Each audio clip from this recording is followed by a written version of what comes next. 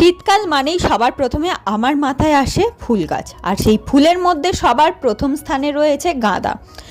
এই বছরে অনেক দেরিতে আমি গাঁদা গাছ বসিয়েছি, বলতে পারো এই দিন 15 আগে গাঁদা গাছগুলো আমি বসিয়েছি। যখন এই গাছগুলো বসাচ্ছিলাম অনেকেই আমার মন ভেঙেছে, অনেকেই বলেছে এই এত দেরিতে গাছ বসিয়ে গাছ হলেও ফুলের দেখা পাবি না, যখন কুঁড়ি আসবে তখন দেখবি শীত চলে গেছে, গাছও নষ্ট হয়ে গেছে।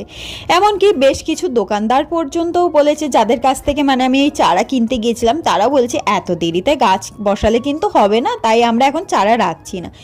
না, মিথ্যে বলবো না, কিছু কিছু মানুষ আছে যারা বলেছে যে ভালোভাবে একটু যত্ন নিলে, ভালো খাবার দাবার দিলে গাছগুলো তাড়াতাড়ি বাড়তেও পারে, আবার তাতে ফুলও ফুটতে পারে। ডিমোটিভেট করার জন্য যেরকম কিছু মানুষজন রয়েছে, সেরকম অনেক মানুষ রয়েছে যাদের থেকে মোটিভেট হওয়া যায়।